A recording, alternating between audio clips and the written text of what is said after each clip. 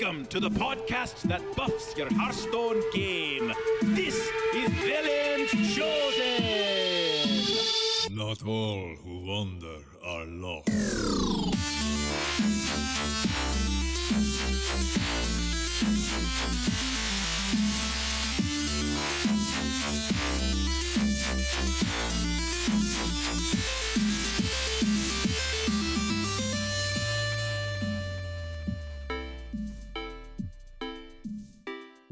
Greetings, visionaries. Welcome to Velen's Chosen. This is take number 2 because we forgot to record for 20 minutes of this episode. So you're getting an extra 20 minutes of repeat content. Well, you're welcome. My name's Rob, and joining me this week is not Eve, is not Grant, but is a very happy Hearthstone member of the Mountain Time. We have Andrew is living, both of us fresh off the block from Blizzcon. What's up, Andrew? Welcome back to the show. Hey everyone, you're really not getting double the content. We got double the content because We got practice behind the content scenes for you. bonus. Yeah, so this is going to be even better. No excuses whatsoever. Oh boy, what a gong show of an intro. Okay, so if we didn't get out of the clown car at the beginning of this first take, then we're definitely getting out of it now. So I this wouldn't week, have it any other way. it wouldn't be a show with Andrew if he didn't screw up something. All right. Well, just a quick update for you guys for Grant. Grant is fine. Grant is missing this week because of a school commitment for his job. He's doing some big, I think it's some competition with his band group or when they're doing a traveling like away football game, they'll be doing some stuff with like their pep band. So just something there to keep in mind. And then with Eve is actually working on some really cool stuff to come back, but I am sworn to secrecy because if she has good news, then it's best to come from her. So she will be getting that to you guys if things pan out the way she's hoping they will. But again, no timeline on that. So, Andrew, welcome back. We have Thanks, man. Always good. we had a great meetup, and we're gonna be talking about it when we get kind of get things going here. For those of you on YouTube, thank you for joining us. This is a bright and early 5 a.m. start time for Andrew and a nice and comfortable evening for me at 9 p.m. But this is what you have to do sometimes when you have two people living on opposite ends of the globe and early riser children, right? Worth it times a million. I'm so excited that Andrew's here, but let's get a quick review for you guys real quick on some content that we have coming your way. This is more of a reminder just because it's just super new. And we're not going to be necessarily talking about cards this week, but Andrew and I are going to talk about BlizzCon and how it can really vary in the sphere of influence that you have, whether it be Hearthstone, Overwatch, World of Warcraft, StarCraft, Diablo, or even just Heroes of the Storm. So we're going to kind of talk on that, and we're also going to talk about kind of Andrew's first encounter there, and then kind of what I've like learned, I guess you could say, maybe not learned, but kind of experienced in kind of a different way now that it's my second rodeo. Yeah. And then we're going to talk a little bit about Hearthstone, of course, because this is a Hearthstone show. So the quick reminder here is that we have Jamie S., the man, the myth, the legend. We had a really good joke about lava lamps in the first show, but you're not going to hear about it. So, but basically, Jamie's keeping on the lava lamps, not just the lamps, but the lava lamps, the super expensive ones for Velen's Chosen to keep running. And in addition to that, the Hearthstone news is that Rastakon's Rumble is coming, and it is coming, like, you can pre-order right now if you'd like. There's 2 pre-orders, and it is coming December 4th with 135 new cards and a new single player mode coming out about 9 days after, so about a week and a half, depending on when the patch goes live and when you can get it on your devices. And that's going to be about December 13th, okay? There are 3 new there's 1 new keyword and 2 new key styles. The Loa, which is based in mythology or voodoo within South Africa, and that is where the trolls are based in their lore, even though they have a Jamaican accent. So kind of that's the idea here, is kind of like the voodoo roots, and that's why Bwansamdi is not himself a Loa of an animal type, and the 5 big creatures of South Africa, which are the, I believe it's water buffalo, elephant, rhino, and then you have the lion and it's either the cheetah or the tiger. I can't remember. remember what the fifth one is. You got most of those represented there. Then Yeah, so you're gonna have those represented, and of course my favorite one, which is the shark, and then you have the frog as well. Just some good old fun memery for the rogues and the shamans, respectively. But Andrew, tell us about the bundles, dude. We got 2 bundles coming out. yeah. Yeah, it's interesting that they've been iterating different things every single expansion this year. We had the bonus packs with Witchwood, with Boomsday. What was the shtick with that? I think it was just that they had two They had like two a different super bundles. bundle with the That- Jiraxis, right? Yeah, that was the first time they did the 2 bundles. The first time they did a hero portrait, and the first time that they had something more than $50 in America. So now they're doing 2 bundles again, and they're going to stick with the 50 for 50 that they've always done. But they're also going to have a lesser tier that for $20 you'll get 17 packs and the card back. So cool that they're making a budget option out there. So if the $50 has always seemed like too much, 20 should fit into most budgets. So it's good on them for that. And then, of course, you'll get the King Rastakhan himself as a alternate shaman hero if you get the 50 for 50. So yeah, they're kind of sweetening the deal to kind of push you that way, right? Right, which is nice. I mean, Mecha Jiraxis was kind of a must-have, at least in my.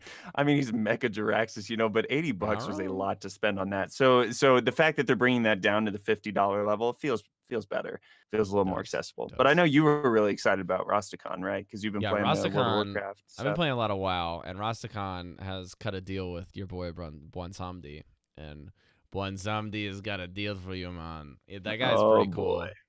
He's pretty cool, I must say.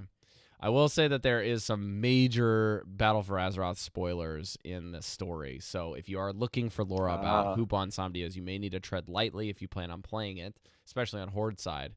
So that's the crazy thing, too, is like, let's say you pick up World of Warcraft to pick up more information about the lore, and you get to past Legion in that content, and you start playing through Battle for Azeroth, and you're like, man, I don't know who Bwansamdi is. I don't know who this Lady Talanji is. I'm just hanging out with my queen, Jaina, and hanging out with all of these people and Anduin and all of this stuff, and you're like, I don't know what's going on with these guys. Well, you'll never know. Right. You'll never know because you're not on the Horde.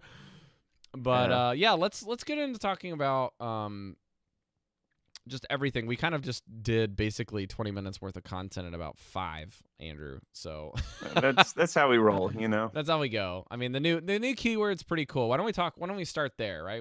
We can kind of transition into BlizzCon with a little bit of Hearthstone. Sure. Yeah, so the new keyword is overkill, and what happens is basically if you kill a minion and you deal more damage to it than it takes to kill it, you will trigger some additional effect. So we've seen 2 cards, I think, to my knowledge, that have overkill. One is a weapon that will allow you to. Sulthraze will allow you to attack again if you overkill the minion. And then there's I think it's something bait for Hunter. It's a spell that deals damage, and if you overkill, people you just call it Stake Shot. Stake Shot, I like it. And that'll summon a 5/5 Devil Sword if you overkill. So it's interesting. Like when I first saw it, it was like, oh, that's cool. It's a new effect. And then the more I thought about it, really what overkill is it rewards you for being inefficient with your damage. So like the way that you typically play a game is thinking about efficiency. How can I get the most value out of every single card?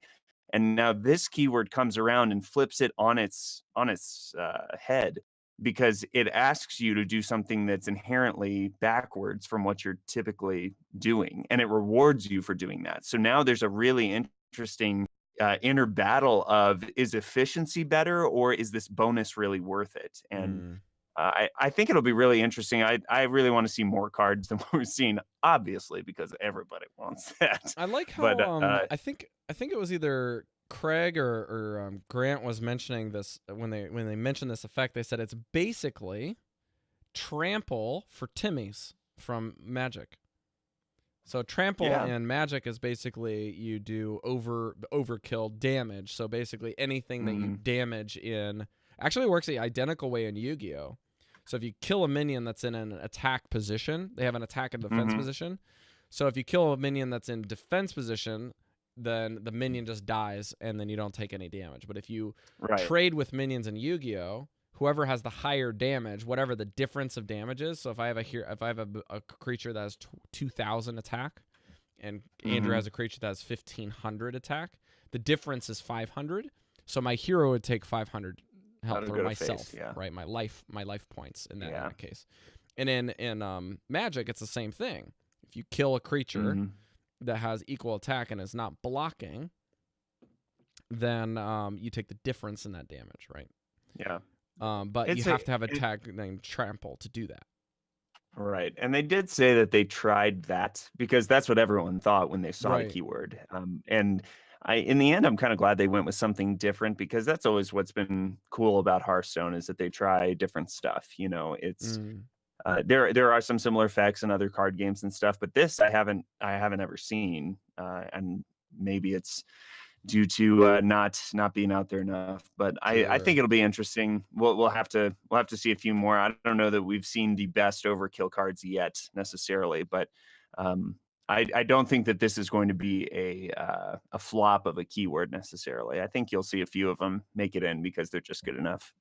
You know, Andrew, I think you took the words pretty much right out of my mouth when you're talking about overkill. The stuff that we've seen so far is, for starters, an epic card, right? And I'm always the first one to preach about epic cards being specific scenarios for specific things, unless they just happen to print a card that says 5, 6 times on it, and it's 10 cost, and it's for Druid. So those are the exceptions that you can kind of just like, okay, it's just good, you know? Sure. So anyways, but that's besides the point. Overkill is something that I really enjoyed them explaining. It was like the only thing about, okay, so for starters, I personally, we're going to get into this in a little bit, I personally was pretty underwhelmed with our Hearthstone announcement, and not just because we had technical difficulties. But when they explained their reasoning behind including overkill as a mainstay feature to this, I was pretty impressed. Because overkill is all about showing off. And in a arena where you're fighting to show off, it's like it fits. It really fits the mold. It's like, I'm not going to it's not BM to kill something. They're basically making a way of like, I'm going to trade King Crush when it comes into the field, and then I'm going to punch you in the face for 5 damage with my face instead. Right. You know, it's like, I have 15 damage to kill you if I don't kill all your minions, and then I'm going to kill you. That's kind of the whole thing that maybe spawns this overkill idea, right? So the deal of just wanting to show off when you kill something is like, I could really spawn this 5/5 Devilsar, but I want to hit you in the face with a meat arrow. You know what I mean? For 3. Yeah, which feels good with the whole. It's just consistent with the theme, it seems. Right. You know, as playing as a troll and stuff. So, and it's really cool because I actually, I don't mean to flex on anybody. I don't know if it sounds like this, but I was like coming out of an interview, group interview for Overwatch, and like feeling really, really happy. And then everyone's like kind of shuffling out. I'm kind of like caught in the crossfire talking with my co-host Andres about some things that we were talking about with Ash in that room with Michael Chu and one of his developers that was with him. And no joke, one of the Blizzard basically reps and Peter Whalen are standing outside the door. Oh, there you go. Shake Peter Whalen's hands like, hey, I'm like super flustered. I kind of just like fumbled over my words, gave him a quick rundown of like what I'm doing, and he's like, oh yeah, I've heard you guys. And then I asked him, I was like, what's the deal with overkill? Like, what's some of the things with this set? Like, how are you guys thinking about this when you created it? And he's like, you know what? It's one of these things where we really want our players to think. So it sounded really intriguing because you have this dichotomy of like the feel of the thing is to show off. But to show off, you get a benefit for doing that. And then they're also going to increase the cost of something. So they're going to make it kind of inefficient already. And he says, but they're going to make it so that the cards are flexible enough that you can still do something with the weapon or with the spell or with the creature immediately.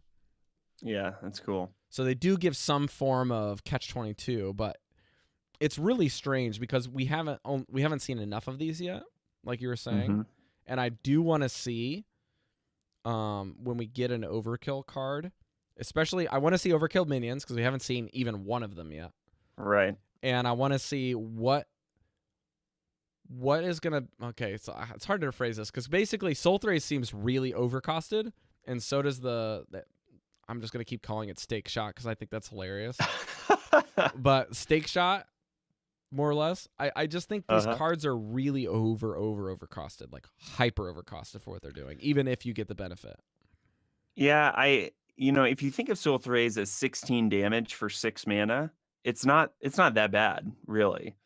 And for Stake Shot, since we're going with that, Yeah. you've got Medium rare. you've got 1 mana's worth for dealing 3, or 2 mana's worth for dealing 3 damage, and then 3 mana's worth for summoning a 5/5, which is probably less efficient than the egg and play dead and stuff like that, but that's about to rotate out. So I think this might be a more balanced and still powerful enough. I remember looking at it and saying, that card's never going to see play. And then I was talking with Bodicus from Coin Concede afterwards, and I was like, what do you think of the new cards? He was like, well, Baited Shot is just insane.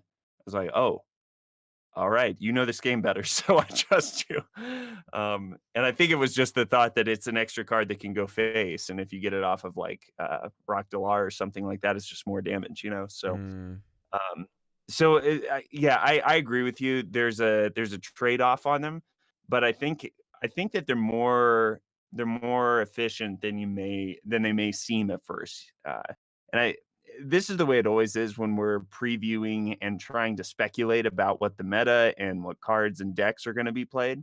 There's only so much you can tell from face value. And I've been wrong about enough cards on Velen's Chosen and Unhappy Hearthstone to know that if I look at a card and say that's never going to see play, unless it is just blatantly like overload too bad. Right. And that's a Shaman reference for Right. you. Then I don't. I need to at least be willing to say there could be something I'm missing here.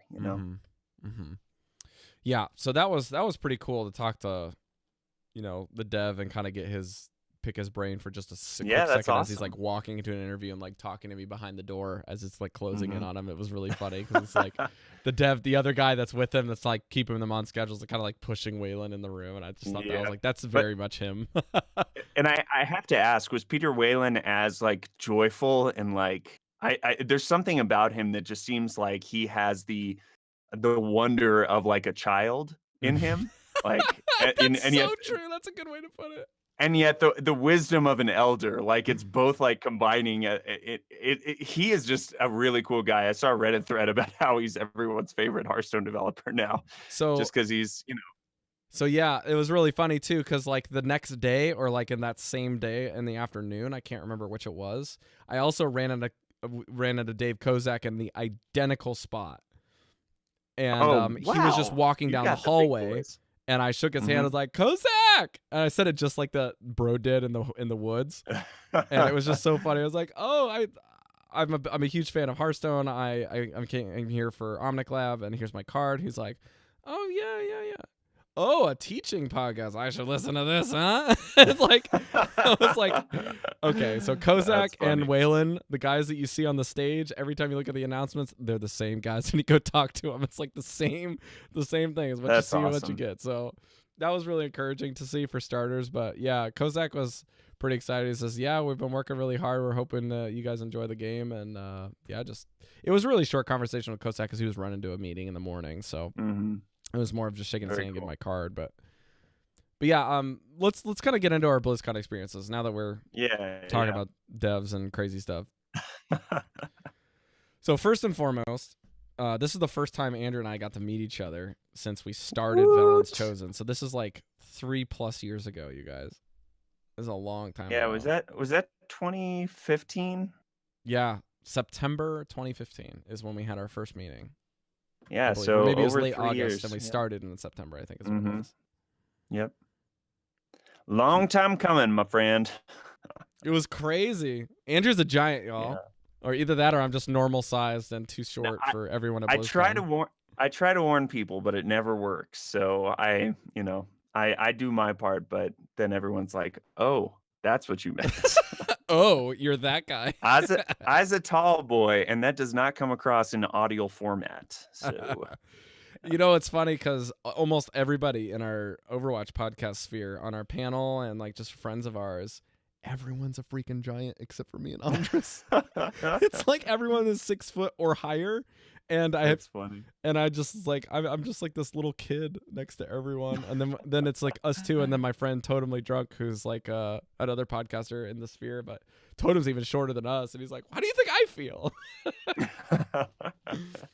But yeah, anyway, so it was a really good meeting. Andrew and I hung out for probably a little over an hour, I'd say.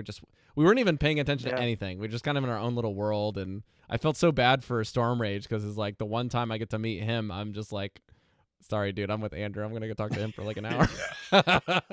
No, but it actually, I told my wife, it reminded me, and I know you can relate because you worked at a summer camp too. It reminded me of my summer camp days because when you spent time with each other in the little bits of time you got away from the kids and stuff with another counselor or something, you just walk the grounds and stuff, and that's totally what we did. So yeah, that was really sweet time, man, and it certainly was just catching up with a good friend. So yeah, it was great, and it was funny because when I went down to Hearthstone, that was the first time when I was looking for you. Was the first time I actually got down to that area, and this is like, oh yeah, okay. Well, I think this is the first day, at the end of the first day, or no, this is the second day. This is like midday, second day.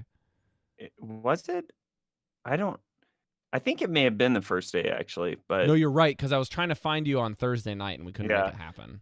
So it was like the end second of the day. Yeah. The second day was very very bare bones for me, which was a good thing. But yeah, the first day was just one thing after another. Oh my gosh, the first day is always just crazy, like from start to finish. The first day is the craziest one. It was fun, but it was a lot. So Andrew, outside of this little fun meetup of Destiny, please tell us about your first day at BlizzCon. And this is probably Thursday, right? You got in Thursday before the event even started. Oh yeah. So I got in late Wednesday actually. Okay. Because flights were a little bit cheaper. And so I got in like at 1 or 2 a.m. or something to my hotel. So technically Thursday. So you just took a red eye. Yeah, I did. And I got in, we went and we picked up our badges. So I was unaware until like the week before or something that you can pick up your badge the day before. You can even do all the BlizzCon shopping and stuff on that Thursday. So I went with, I was rooming with a Twitch streamer, Mage of Death, and his wife. So they were going with some convert to raid people over to the line and stuff. So I just tagged along with them. And the lines went pretty fast. That all was good. The Blink shop and the shopping line were crazy. I mean, I know that like we all love Blizzard. We all love this merchandise. I mean, you and I were talking right before the show about all the cool stuff that was there. But there's just something too, like they had these oversized Overwatch bags that you would get one if you spent $100 or more. And there was something to walking around outside the show and just saying, oversized bag, oversized bag, oversized bag, oversized bag. We're all blowing our budgets on this trip. It's insanity how much demand there is and how fun. And to be fair, those bags are like $8, I think, by themselves, $8 to $10, somewhere in that range. So you can just buy one. Be like, I bought this little pop figure and I have this gigantic bag. You like look inside and there's like a tiny little Pachimari or a tiny little Murloc. You're like, oh, okay. And I didn't know until the day of that we all got those goodie boxes. I'd seen that you could pre-purchase them, but I thought that if was you buy a physical ticket, you get one. Right. So we got those with our badges. I was like, oh, bonus! I get cool stuff, some swag. So got that that nice was little cool. challenge coin. Yeah, I got mine on my desk. That thing is sweet. Using it for a coaster. The Diablo figurine is really detailed too. Not that Blizzard's known for detailed figurines or anything, but I thought I had mine behind. There's some really cool stuff. So we did that, and then I was lucky enough that the founder of the Happy Hearthstone, Josh Augustine, who is now working with Blizzard on the WoW Quest design team, he invited me several weeks before it happened. He said, "Hey, if you're coming out, let me show you around the headquarters." Sweet. Yeah, of course. So I got to go do that afterwards. And see all the artifacts, see the different rooms. The two areas that were off limits were Hearthstone and Diablo. So that was kind of a bummer. Actually, the funny story, we show up. I had actually heard from my friends who got to tour it the day before that those two areas were shut down Mm-hmm. to visitors. Mm-hmm. And we show up, we're at the statue, you know, and I hadn't met him yet either. So that was a really big deal since he and I had Gotcha. become friends through, you know, passing off the show. I'd Mm. listened to, you know, Happy Hearthstone long before we even started Velen's Chosen. So Yeah. so it was great meeting him. And then he looks at me and he says, I know you want to see Hearthstone. You want to go see the Hearthstone team? And I'm thinking to myself, I heard that it was closed, but I'm not going to tell him that. Like, if he can get me in, then I want to go. So we go and we walk into through these halls that it's like you're walking into a tavern. It's this long hallway that's Sick. got like these torches on the side and it's darker. It was really Sweet. cool. So it like feels like you're walking into the inn. And so we go through that hallway Mm-hmm. and there is nothing in this room other than desks and wall mounts. There aren't computers, there aren't people, there's nothing on the walls. And we just kind of look around and he goes, I guess they moved offices. and, and apparently they had moved to a totally different wing of the buildings. He just had no clue. But it was really cool to see that place. Huh. One insane thing was when you walk in, the very first two desks in front of you, he said Bembrode sat here, Yongwu sat here. So So, like, it's a very dead center. dead center, like immediately when you walk in. So it's a very open office feel where no one really has cubicles or Mm. something, but the game director is the first person you see. That's crazy. Like, I learned so much about Blizzard culture, about their staff, about their just their working environment. Like, I've been a part of places where there was a veneer of health, like things really looked healthy on the outside, but then after becoming a part of things, I recognize like there's a lot more going on than just kind of what's Mm. shown externally. Mm-hmm. And the stories he was telling me, the roles that certain staff members have, the way that the offices are laid out, it was just like this place was just beaming with employees who are truly satisfied, not just excited that they get to work on AAA titles, but like Right. really fulfilled life-wise in what they're doing and really cared for well by the teams there. So, Mm. um, and it's weird stuff like that that's really small, but it's not insignificant by any stretch, you know, Right. that had me thinking that. So there was far more to it than just seeing an empty Hearthstone, you know, area. Yeah, you had And a it was conversation close. that paired with that we can't really, Exactly. match here. Well, it was closed off there and stuff, and Yeah. but I got to walk around like the World of Warcraft area, and I didn't get to see Overwatch, which is a bummer because Oh, I play bet you more they had Overwatch. everything But under lock and key over there. Goodness. you think so? Yeah. Probably. So it was cool seeing all the artifacts and they have these massive promotional pieces that they've used in other things like the Right. gore howl from when was it Warlords of Draenor came out. That was like in a Oh, yeah. taxi cab in Yep. Times Square or whatever. They Yep. have that right in the front. So that was just unforgettable. We went out for lunch, and his buddy, who Scott Lance, who used to do the review episodes with him, Mm-hmm. like Wicked Good does with me on the Happy Mhm. Hearthstone. Now Scott also works at Blizzard on the BattleNet Oh, client. jeez. So he was right next door to us when we were having lunch. So he came over, we hung out. He showed us around the BattleNet headquarters, which, by the way, there's like 100 people on the BattleNet team. It was something like I think it was like 120, which is just crazy. It's It good. It's takes good that they have a team for something like that, right? oh, it's fantastic. It blew my mind. Like that many people are solely dedicated to making the BattleNet client good. It's so good.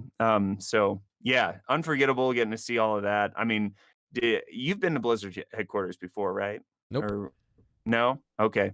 Well, we'll have to talk and see how we can make that happen. But it's definitely Give me a couple unforgettable more if you're days ever off work, and I can come in and you can exactly. put in a good word with Josh, and I can meet him because I It- didn't get a chance to meet him this year either. I missed him both Oh, years yeah. of BlizzCon. It's really sad. Oh no. Yeah. Yeah, and he was actually really smart. Blizzard employees have to work like shifts at their stations and Sure. stuff, but they kind of get to choose their shifts. So he was like, I'm going to take the very last shift on Saturday when most people are at the concert and most people have done the demos, and I'm just going to hang out there and talk to the few people who are like really, really passionate about World of Warcraft. So Nice. um, Nice. yeah, so great experience. Can't highly suggest it enough. if you can make the right connections with people who are on the Blizzard team, they're happy to show you around. There were a ton of people doing tours on that Thursday because they were all getting in for BlizzCon. So if you can do it the rest of the year, then you'll probably get a little bit more, private tour. But Sure.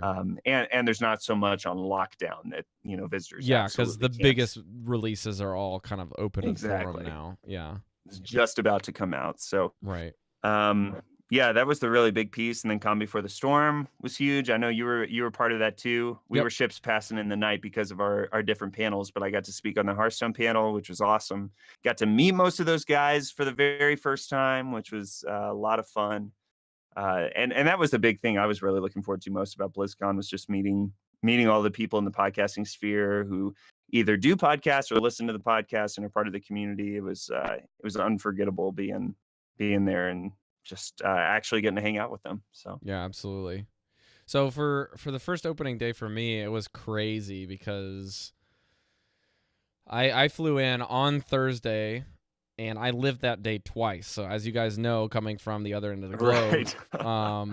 I left Thursday afternoon around 11 and then landed in Korea at like 12:30, and then I left Korea at like 4 o'clock and landed at left Korea at like 2 o'clock and landed in the U.S. at like 4 the same day.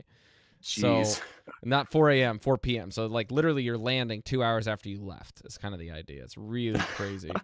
And as you guys know, I suck at sleeping on planes. I don't know why. I probably slept less this year than last year. Wow. But I'm not even sure on that. I watched a crap ton of movies. I think I watched like 4 or 5 movies on just like that flight because it's 11 hours. So that's insane. Yeah, and my flight back was longer. I even ran out of stuff to watch, and I ended up just putting in J-pop music because I was like, I got nothing else to do. So, I got nothing. And it was like a 15-hour flight home. But anyway, so after I got off the plane, extremely jet lagged, ready for a shower, and maddeningly hungry. Basically, I skipped through a bunch of lines and got down to security, which was a gong show because I was trying to contact the guy that I was trying to get out.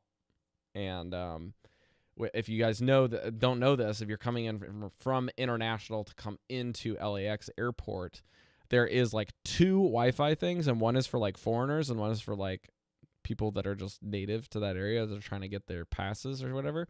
So it's basically just enough internet to download this one client to help you get through security. And then once you pass that checkpoint, then you go up the stairs and you have Wi-Fi again. So I literally can't tell the guy that I'm stuck in this area that is closed off for Wi-Fi because I turned off my ability for my phone to get service in the U.S. because I have a Japanese phone. And I'm waiting to get to my connection friend. And so basically I'm like wandering in the lobby trying to find this guy. And I have like the most stupid outfit on because I'm wearing like black on black. And I have like just a little like Japanese kanji for my volleyball team that I'm wearing because it's just like the most comfortable and breathable material for going on a cold and hot flight back and forth to get in a hot area. So I just look ridiculous trying to get off my plane. But long story short, we go like find my ride, find the other guy that's in the other arrivals area. We get out of there, get through the con. And I have a friend of mine who, actually, if you're watching the stream right now or YouTube, I'm wearing his shirt for his brand. It's called Omnic Meta. They do stats similar to what Hearthstone Replays does for Hearthstone, just for Overwatch stats. And he's kind of made his own thing and does analysis and blog data based on his analysis. And he's some kind of tech engineer for NVIDIA, actually. So he's a super smart guy. Oh, nice. And his name's Neil, and his wife is actually full Filipino. And so they took us to this killer Filipino restaurant. And we had a Filipino dining experience, which they basically laid out all of the food on banana leaves, and you're instructed to eat with your hands.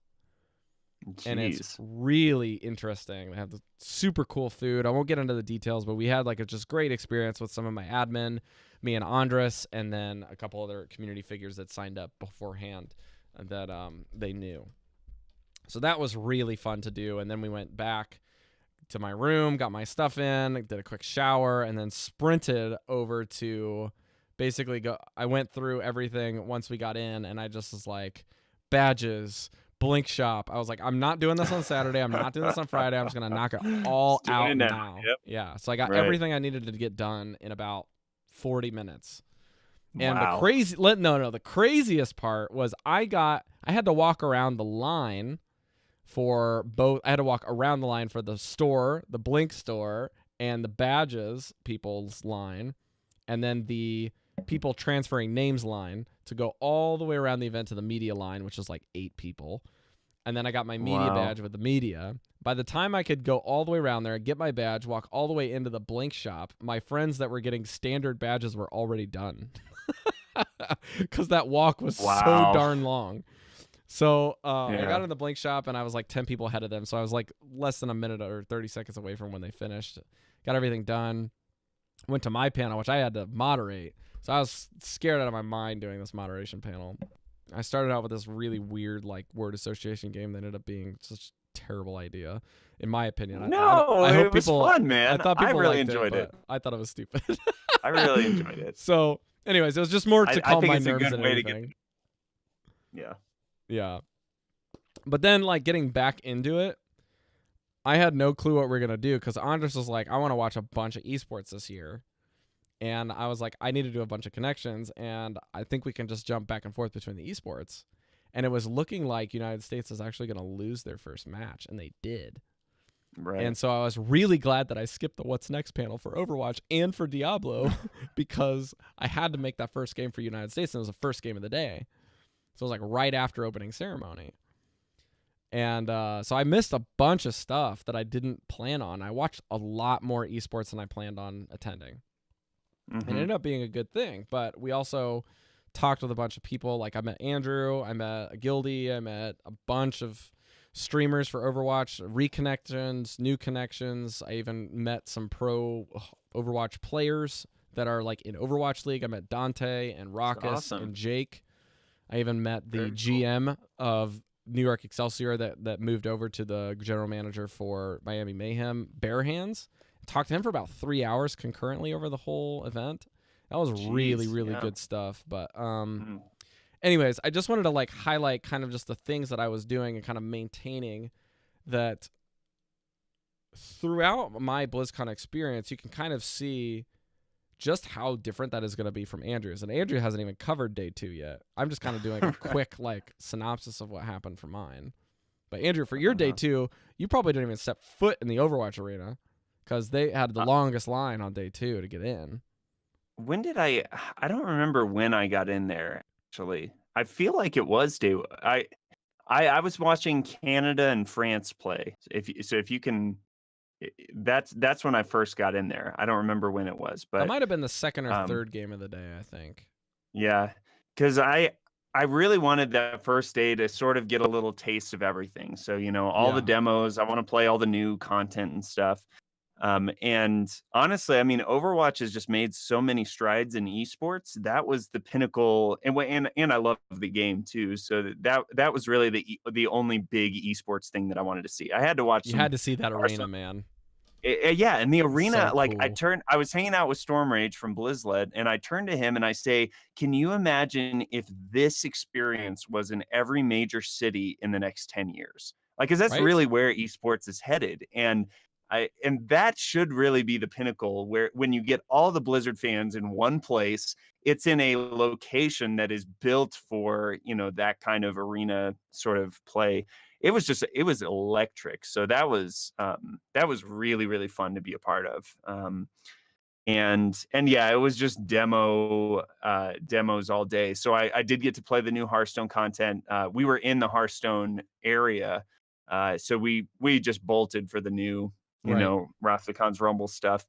And it was okay. Like it was interesting. It just wasn't really like saturated with new cards. So it was sort of a demo of the new Rumble run.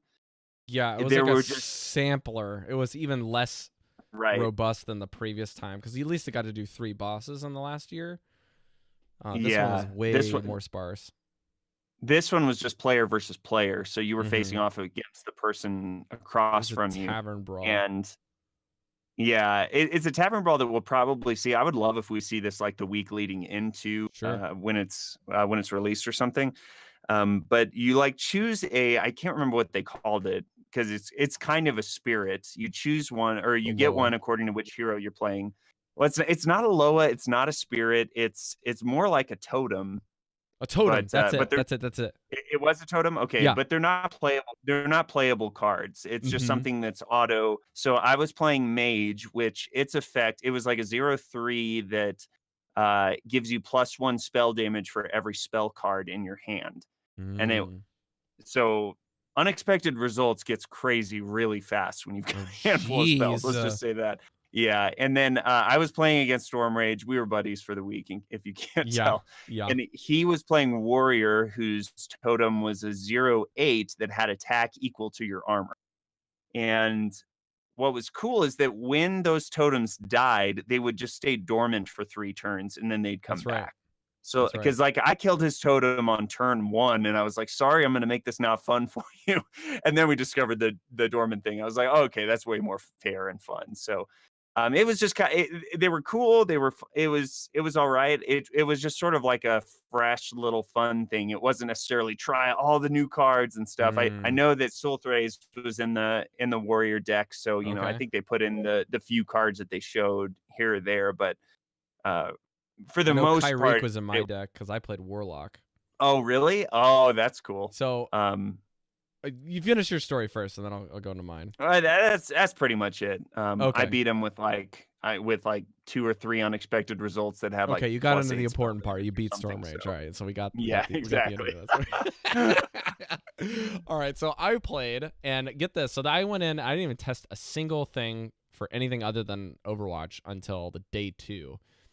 And what they do for Wow. media is there's a separate there's one escalator in the very beginning of the main entrance that is cut off for anybody that doesn't have higher clearance passes.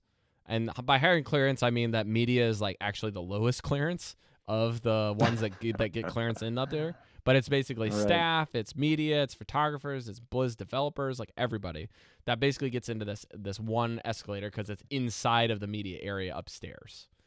And then if you go to the far end, you can take the escalator upstairs. But if you try to turn around upstairs, it's completely walled off with security. So you can't go through that entire area. But that's where developers are meeting. There's a whole section of just private rooms for group and private interviews that are all open and closed doors, just whatever's going on. And then there's a whole other area that's basically a separate, I think it's another zone of extra meeting rooms on top of that for private interviews.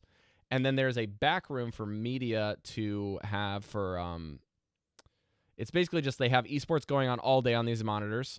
There's a check-in window, and then there is food that at specific times that is catered for people with that clearance. And then there's a That small Tracer area. dashes in for and takes all of it and then Yes. dashes out. Yes, right? that's true. That's what I've understood. That's exactly true.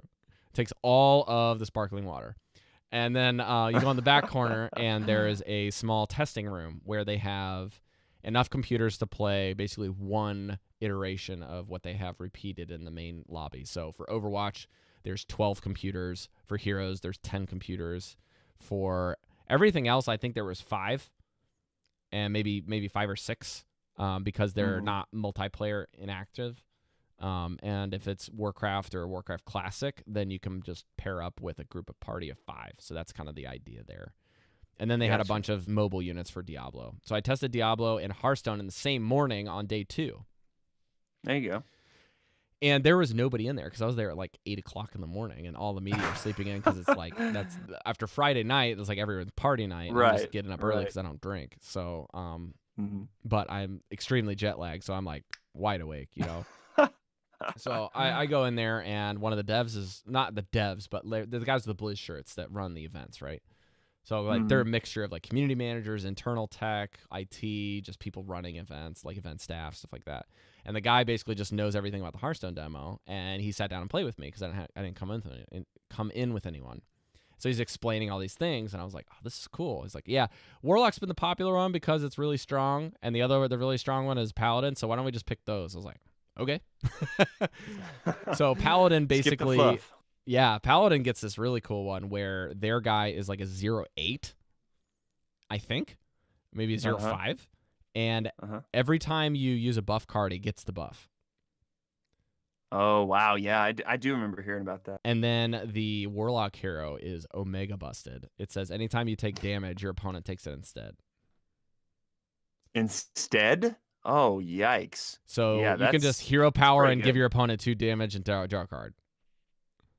And then Pretty dang good, you can play, or maybe it's like you share the damage. I can't quite remember, to be honest. It was so fast and super early in the morning, but I'm pretty sure it's just your opponent because I had a turn and I was like, oh shoot, because I hit in turn. I was like, oh shoot, I could have killed you. He's like, really? He's like, well, let's just pretend I'm like 1-off lethal, even though I definitely don't have any damage. And he like plays a bunch of cards and like hits me for like 15. I was like, are you kidding me? You just hit me for 15. He's like, I can't do anything else. I was like, okay. Well, what I ended up doing was I basically played a card that is the Unlicensed Apothecary, I think. It's like the little minion, the guy that takes 5 damage every time you summon a minion. So I drop that. I drop a Pit Lord, and then I drop 2 Flame Imps, and I just nuke him for like almost 30 damage. That's insane. so much. Dirty. So anyways, Warlock's pretty good. But yeah, the really interesting thing was the dormancy thing, because I basically planned my whole turn around getting the dormant to come back up and then just unloading with the Apothecary. Yeah, they're doing a lot of really powerful effects for that single player content. Each of those totems are just insane. The priest one was like, whenever you would heal an opponent, you deal damage instead. So it's like a targeted Akanai Soul Priest. So like Circle of Healing will restore all your minions for 4 and deal 4 damage to all your opponent's minions. So you thought Flame Strike was a fine Selective card. Shadow Form. Yeah, exactly. Golly. So it seems like every class they're really going for hey, we want you to feel the might of the trolls and really, being able to just do dastardly things that should not exist on the ladder in any form. Yeah. So it'll be fun to kind of have those unique experiences when all of that is released. For sure. All right, so let's kind of transition back into just kind of BlizzCon experiences. We talked a little bit about it, but I wanted to get your feel for your overall opinions of the announcements, right? Like, we have a couple things that we saw. I pretty much didn't see anything that I didn't expect. I feel like everything I expected to see at BlizzCon was just met, and it was like I was on a putt-putt course, and it says par 3, and they hit the ball in the thing in 3 hits. So you're like, okay, that's a par. Yeah, you can do that. Yeah, I think it's very clear that this was a down year as far as like grandiosity of announcements and stuff. Sure. I totally agree with you that there wasn't anything that was necessarily disappointing other than things that didn't happen. Everything that was announced was like, yeah, that's good. The Diablo team obviously got a bit of a flack for big yikes during that Q&A. Yeah. But for Hearthstone, I mean, we've been in this holding pattern for a while now where the game is trying to get its feel. And I went into this BlizzCon expecting just the expansion, because a lot of people, and I started going there, were saying, if it's just an expansion, then obviously they don't care. And, there's nothing good that's going to happen other than just some new cards and stuff. And it's like, it's a big claim. Here's the thing.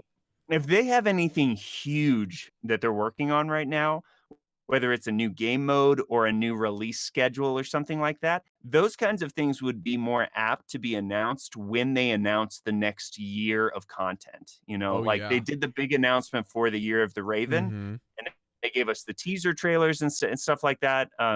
I would expect that if there's anything huge like that, which I hope that there is, that we'll see it in that February timeframe when they kind of frame up, here's what the year's going to look like. Hey, instead of 3 expansions, we're actually going to do 5, and they're going to be smaller. They're going to be, if they were to do something like that. So I kind of tempered my expectations, so they were met. I think that most people would agree that they are really doing this expansion well. So it may just be, yes, we're getting the single player and the 135 cards that we've come to expect, but the flavor of this expansion is so well done. And I just love that each class has its own identity, things that are very marked. I mean, you are going to have, Shark Shark Rogue decks or, Rhino Warrior decks and stuff. Who knows which ones will be competitively viable? But it's going to be really fun testing out the different interactions and how those things play out. So, I think I think Hearthstone is a microcosm of how the entire event fell overall. Felt overall that it was like, yeah, that's kind of what we expected. We kind of expected a new hero from Overwatch. We expected some kind of cinematic and cool announcement for World of Warcraft. But yeah, kind of a bummer that it was sort of just expectations met. I feel like a selfish little kid who just gets spoiled with all this good stuff, and there has to be a point where you don't get what you really want, so that the next time expectations are truly blown. They just can't keep outdoing themselves every single time. You know what I'm saying? You want to know something too that I was thinking about after I got back home. So the first thing that I thought while I was at BlizzCon and on the way home, thinking about stuff with regards to Overwatch, and then thinking of stuff with regards to Hearthstone, of course, because of where my brain goes. But I was just thinking of how disappointed I was, and I didn't want to feel that way if it was like unique. But I also was like really thinking about it. I was like, you know what? There's not a whole lot of people that are disappointed in something that are willing to care enough to say in a non like toxic way. Or maybe just like people that are disappointed and are just like, it'll blow over. Because, I feel like those are the two main camps where people are disappointed is they're like, anonymity of the internet. I'm going to go and I'm going to shout flame wars from the rooftops, and this is awful and I hate it and it's the worst. And you're going to add lots of satire. You're going to add a lot of extremism, whatever. And then there's the other people that are like, and then just walk away. And honestly, to developers, both of those are dangerous. You got the people you have to like maintain for PR and HR. And then you got the people that are just not saying anything and just disappear. And you're like, why did they leave? Where did they go? Were they here in the first place? How engaged were they in the beginning? Stuff like that. Yeah, and whether they recognize it or not, the people who are verbal about it, they are passionate, and that's still a good thing for a company. It is a PR nightmare sometimes when certain things happen, but at least that player base is still engaged. The people who just walk away and are just disinterested in the game, those are going to be tougher people to win back, because they've sort of given up in a way.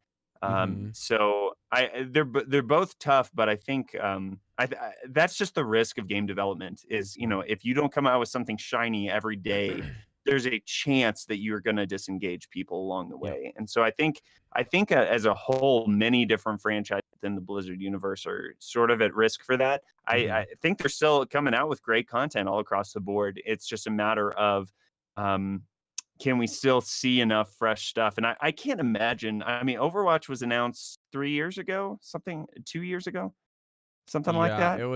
It was announced. I believe it's like a 3-year anniversary of the official release trailer, but the game's only been out for 2 years. So like that was the last huge IP that changed things for Blizzard. They are definitely at works on more new stuff like that, and I have no clue what it is, but I mean, if you just go and look at their jobs board, there are a ton of jobs right now for unannounced projects, and so they've already got to be way into the classic team. Their classic teams, constantly looking for new people. So I think that this one was well timed. That it's like right before we kind of get some really new, fresh stuff. I mean, who knows if Hearthstone 2 is actually going to come out someday? At least a 2.0, sort of like Heroes did or something, But that stuff is already well in development. The team's not just completely oblivious to stuff like that. Yeah. And if there's anything that I wanted to take away from this is, for starters, I was like, okay, the first question is, what makes me disappointed? Why do I feel this way? Am I disenfranchised because of previous stated events, or I'm carrying that into this event? Or am I disappointed with this announcement overall? And honestly, it was, I like really figured out where I stood on this when I showed the release trailer to my wife. Because she's like, I dig this music. This is really good. This feels really cool. It's really neat. I love this expansion. And my wife doesn't even play. So I was like, okay, I'm clearly carrying something with me here. So I feel like this is the first time in maybe ever that they've made a gigantic announcement and I wasn't excited, and it was because of something prior. Because usually the Well, announcement and the hype is enough. It like, okay, cool, Totally. I'm in, I'm sold, right? I mean, I can't remember a time when the development team for Hearthstone made an announcement that disappointed the community at large, like the In the Works up, you know? Right. And so for this to be the next big thing after that, I mean, I guess we actually had the round of nerfs, but that's minor as far as like Sure. big updates to the game are concerned and stuff. So it makes sense because all of us are still itching at, okay, you canned this big thing we were really looking forward to. So what are you doing instead? You know, Yeah. and we expect the expansion. I mean, have you seen the YouTube? I saw Regis Kilvin tweet this out the other day. That's like an hour of nonstop the theme from Rastakon's Rumble announcement trailer. Oh yeah, that's where it's at, man. It just cycles on itself. It's really that's good. funny. But I mean, there's little new stuff like that where like this may be the best song that's ever been put in a trailer, you know, and where it's kind of lost its luster because we expect that kind of stuff. But if you just take it for what it is, I think your wife's opinion like that, it's a really good placement for, right? okay, yeah, exactly. This is really where the average consumer is taking this, you know. There may be some people who come play Hearthstone for the first time because you know, this whole troll expansion is really exciting to them and stuff. And that's great. You know, those of us who have been playing for years just want more. And so we'll have to wait and see what happens. But for now, yeah, there were some unmet expectations, some tempered expectations, and you don't want to do that for something that you love as much as we love this game and stuff. But it's probably the healthier thing to keep your mind and your heart in check, and that, you know, it is just a game at the end of the day. Right. And this really will be a fun expansion to play. I'm excited to see new cards and yeah, I'm pretty interested to see what ends up turning out because like I've just find myself getting more and more disenfranchised with it. I mean, this is the first month since I started playing that I didn't get a card back. To give you an idea, like I didn't play enough to even get a card back this last month because I was just like, I don't want to play. I just don't. I'm not into it. I don't want to play. I don't want to feel like I come to the game because I have to. Yeah. And it's hard, but like if I want to spin this the other way, I can't communicate any better than that you have to kind of just trust Andrew and I when I mean that if you go see the devs or you go to Blizzcon when they make this announcement, anything can be confirmed as to what kind of people they are, what kind of system they run, and how they operate. As I 100%, like without a shadow of a doubt, this team is not tone deaf like the Diablo team. I feel like this announcement, them hitting par, shows that they know enough to keep the surface of the water still and not like shake the boat too much so that everyone just goes overboard and it's like, I'm out, you know? And to go along with that, I feel like because of their maintaining this announcement rather than almost like really giving us some cool stuff, with how they started to shift HCT, how they've framed earning points in their competitive scene, how they've decided to rotate standard year and Hall of Fame cards. They've really pigeonholed themselves pretty aggressively to making sure that their only big announcement realistically every year outside of hitting par is that yearly rotation. These cards are rotating out. Here's the new set coming in. Here's a bunch of card nerfs. Here's a bunch of cards leaving. And here's a bunch of cards new coming in. Yeah. And it's like, and then here's a huge new system that we're gonna give with that. Here's a bunch of new stuff. It's like there is so much info that you could spend like 2 weeks talking about just the news. And so what I thought would be really healthy for Hearthstone is making sure that they can not have to like hold their cards so close to their chest for the entire year until it happens. I feel like with this next rotation, this next year with announcements, they really need to start pulling some punches or stop pulling some punches and start hitting hard and saying, we're going to be really aggressive with how we do this. Yeah. And Andrew, I know that you were behind the scenes a little bit because of you were actually at the Hearthstone stage for the Hearthstone announcements at opening ceremony, not just like on the Mythic stage or in the Overwatch ring like I was. So there was a little bit of things said from the stage that you did catch that didn't get publicized, right? Yeah, it was mostly fun stuff. I mean, Sure. if you're unfamiliar, they started this last year where instead of everyone having to gather at one stage for the opening ceremonies, they divided it up across some of the other stages that they're using. So they broadcast everything at all the stages, and then there's a live component for like the different franchises. So like Jeff Kaplan came out in the Overwatch arena for the big Overwatch announcements and stuff. And so at the Hearthstone area, Ben Thompson comes out and he's, telling us about stuff. And the experience I had, he's talking about all the expansions from the year and how great they've been, and then he's pivoting and transitioning into this next expansion, and we know, okay, he's going to talk about it now, and he's talking about it, and all of a sudden, like the lights kind of dim, and we see Jeff Kaplan on the screen walking out on the Overwatch stage, and in a flash second, I think to myself, Overwatch is coming to Hearthstone. Oh, Because jeez. they were gonna bring him out. It was like, oh, they're gonna Mhm. like duo announce this, and oh, this is awesome. And then I realized, no, wait, Jeff is just making the Overwatch announcement. What happened? And then there's whispers and stuff. And if you're watching, the audio wasn't working on On the the stream, broadcast in the for the Hearthstone broadcast. stage. So they made the decision to just cut and go to Overwatch instead. So Yeah. once I find that out, I'm a little disappointed. But Right. but Ben Thompson was so funny because someone comes up and explains it to him, and he's just kind of waiting to see what's going to happen, if they're going to go straight to him right after or what. He goes over to the side and picks up a stein from the inns, all Yeah. the decor and stuff, and just kind of like leans on a table and just holds up his stein. I'm pretty sure someone also ran to the back, bought a beer, ran it to the stage, and gave it to him, and he drank it. So Oh my goodness. I mean, we were all hooting and hollering. It was That's funny, great. and eventually they decided to take They shipped Ben into the to the mythic mythic stage. stage, Yeah. just because they didn't want to run the risk of that Yeah. happening again. So Right. he made a comment at the beginning that was like, "Hey, sorry, Hearthstone friends, keep a bench warm for me over at the Hearth." Yep. So it's kind of a bummer. We basically got the virtual ticket experience, other than that little thing, but that kind of stuff happens. Mm. So it was still a lot of fun, and we got front and center on one of the tavern tables. So Sweet. that was cool to just kind of be at the front through that whole thing. So Now, yeah, opening ceremonies were fun. Andrew, when we talked, you said that it almost seemed like before they cut that he was trying to talk more about just like the expansion is like very much like what's next for Hearthstone, right? Yeah. It was the exact same thing that he said on the main stage, honestly. Okay. So yeah, he had his script and he was Sticking reading to it. it. I mean, there was something nuancy that, one word that was different or something, I think, Right, when he did right. it again.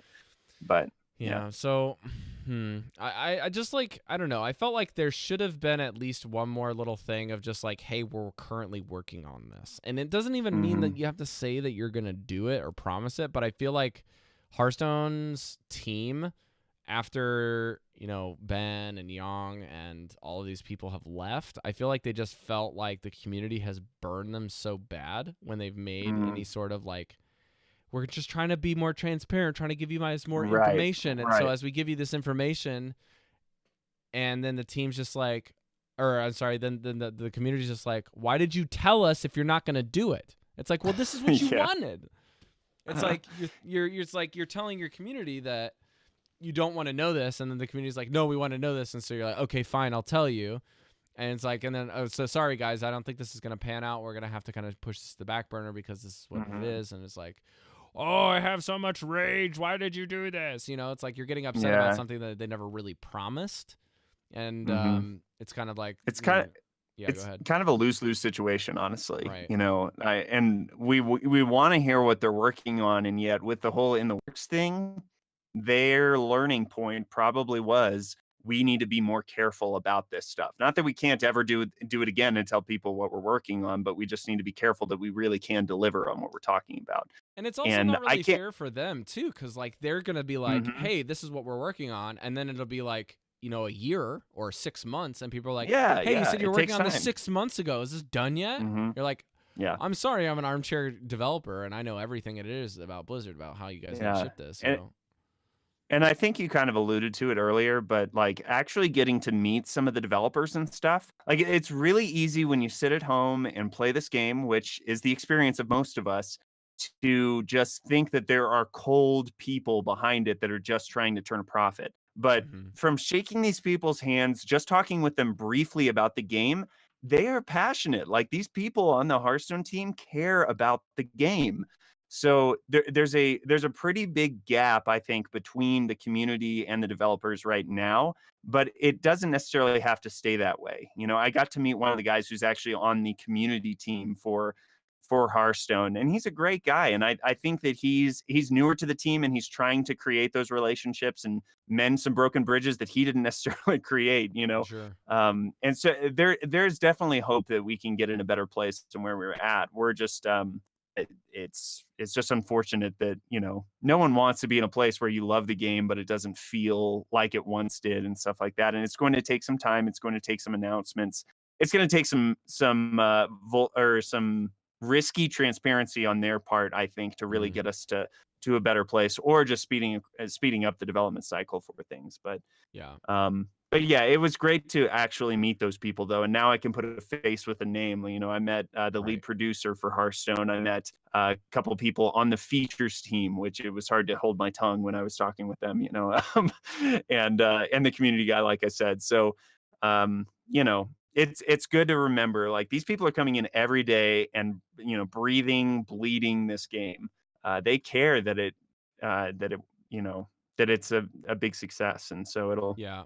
I really believe we're going to see some bigger things when the year of whatever comes. Something this next year. that really helped me temper my expectations a little bit more. Again, like I said, I had to kind of talk myself down, and like with realism and like actuality of what happens. And we got both of us have a good friend was Wicked Good, who has basically continually given us the lecture of, do I need to tell you how long development takes and what things you really can't do in coding? Right.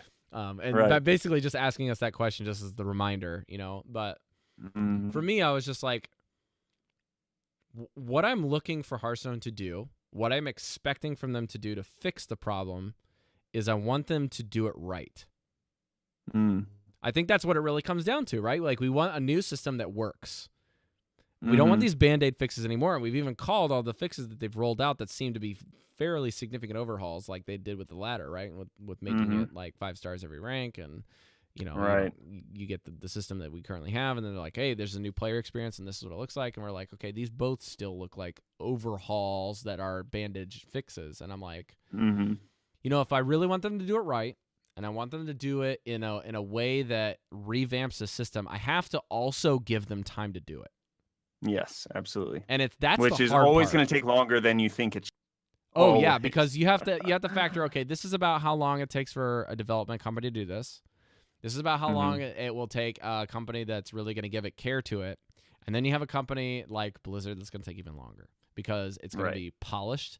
It's going to be much better, and it's gonna stand the test of time much longer. And I mean, Hearthstone's been around for a while. What, 5 years? And something like that. Yeah. It's time for them to make an adjustment, but we can't tell them to do this in like one expansion cycle's time. It doesn't work that way. Well, and that's the thing, though. We're saying this now. They've been thinking it already. Like, there's this no is not way news to their team. This is like, I know this. There's no way they didn't start at least a year or two ago on making an entirely new UI experience. It's just going to take time for us to get there. And until then, we just have to be patient. We have to trust. Blizzard is, they are fully invested in every single franchise running for longer than one Mario game does. They don't want to just pump out new titles every single year for each of their franchises. They want to create long-lasting experiences, which means a lot of development time, a lot of development experience and effort. So, Andrew, this kind of reminded me of something that I think you and I would be most familiar with, which is when a church decides to go to their business staff and then they present it to their congregation of expanding the church, an expansion plan for their floor. Okay. And building plans if your church is expanding. Sure. And I mean, this can work for anything. Like if you want to expand your house, you want to do whatever, you want to add an addition, you want to build a brand new thing, or you're just trying to expand a company building. There is a transitional period. And so to transition, you basically are building these outworking things. And you're saying, okay, we're going to build this building, but we can't move in yet. We kind of have to stay where we are, even though the new thing's like ready. We have to like, we have to put the air conditioning, we have to put the plumbing in, we have to put the electrics in, we have to set up the things, we have to buy the furniture, we have to get the money to do this thing, we have to budget the time to put the carpets in. We got, you got that thing, and then you're like, well, and then we also have this budget plan where we want to make this the final product, but to get there, right, we need to get steady funding. We also need to get steady resources and building so we can add this one edition. Then we're going to add this other edition, and then once we have all the pieces. Then we have to demolish everything in between and do the combination thing. So that's what this really feels like to me, that kind of Hearthstone's been doing is like, okay, we're going to build this out, and then we're going to build this out, and we're going to kind of use what we learned here, and then we're going to demolish everything, and we're going to remake it. You know what I mean? I've heard companies likened to ships on the sea. So, the more people that are in the company, the bigger the ship gets. And a cruise ship can take a lot of, but it or like transport a lot of people from one place to another, but it takes a long time to get it moving. It takes a long time to course correct and stuff like that. Whereas a speedboat that I watched just recently on ESPN, like there was some like speedboat racing. I didn't even know that was a thing, but like these boats are like making these crazy fast turns around, like they're sort of like dirt paths, and well, obviously water paths, dirt but and water. Dirt and water, yeah, something like that. But I mean, if you expect a cruise ship to maneuver like a speedboat, that's insanity. That cannot happen. And that's what you're dealing with regardless. Things have to go through iterations. They have to be approved by certain people. You have to get, they're just processes that inherently take time, that also to some point guarantee a more solid project. But that's why startups are able to act so fast, is usually somebody has direct access to the person who's in charge and says, what do you think about this? Do it, get the email announcement out right now, and then they can just go. Whereas, a company like Blizzard, a game like Hearthstone, there are lots of moving parts, lots of people that need to get their eyes and, influence on it. So there's lots of different kinds of players, and the other thing too that also is one of their biggest factors that a lot of people keep bringing up is the mobile market, because you have the mobile game with tons of different iterations, iPads, Android tablets, you have Windows Surfaces, you've got PCs, you've got your Androids, you got your iPhones. So just to keep this in mind when you're looking at this, but I really need to wrap this show up because we've been going quite a while.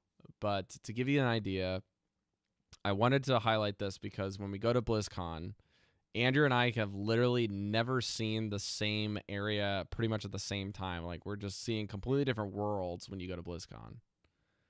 And for some reason, when you go, it just happens that way. So if you ever get the chance to go, if you ever get some tickets to go or whatever, I really, really want to encourage you to hit up the event, hit up the venue, and try to experience it for yourself. I know Andrew did this for his first time, and he had a little bit of help with having some experienced vets that were there, like Josh Augustine, to help him out. But for me, I had gone before, and I had some people that I was going with. And just to wrap up the show here, I just really encourage you guys, if you're really struggling with your games and you're really trying to stay passionate about them, if you can make it out there, please do it. So I kind of think I lost Andrew in my little feed here, but I wanted to real quick just wrap up the event and say that we have some places that you can find Andrew. You can find him on Twitter at Andrew is Living, and you can follow his show at The Happy Hearthstone. You can find that on pretty much anything you're looking for. I think it's Happy HS on Twitter. You can find his show on iTunes. You can find it pretty much everywhere. And now the stream's goofing up on me. Sorry, guys. I'm just going to quickly run this over. Nope, that's not going to work. We're just going to stick with this. Oh, nope, that's just the Eve solo cam. Sorry, I didn't have set up a solo cam for the 2 cams display, but I lost Andrew real quick on the region of the call, I think is maybe what screwed us up. Let's see if I can set this for Central, and maybe that'll help him out. But again, guys, thank you so much for listening to the show. If you guys want to find anything to do with Velen's Chosen. You can find us at velenschosen.com. You can give us some love over there. You can find our show. You can find links. You can share us. You can find our Discord, our Patreon. Patreon.com/Velen's Chosen is the best way to support us. We have no new patrons this week, and we have no new iTunes reviews. So if you guys want to support us, those are the best ways to do it. iTunes is the best way to support us besides listening for free, and Patreon is the best way to help us keep the lights on and continue to produce the show and make our fees internally to do things like BlizzCon for the upper end and just paying for our website on the lower end. If you want to find Grant, you can find him on Twitter at the tag twitter.com/WatchmanHS. You can find Eve at LoreMasterEve. You can also find her project Knights of Lore and any tips you're looking for decks. I know Grant has been playing a lot of Wild. That's going to do it for the show. Thank you so much for listening. I'm going to have to take off and figure out if I can find Andrew at the end of the show. I really wish I could say goodbye with you guys here. Maybe I'll just have him record something really quick. But remember, not all who wander are lost. We'll see you guys next week, and enjoy the Rastakhan's Rumble releases coming up December the 4th. Bye.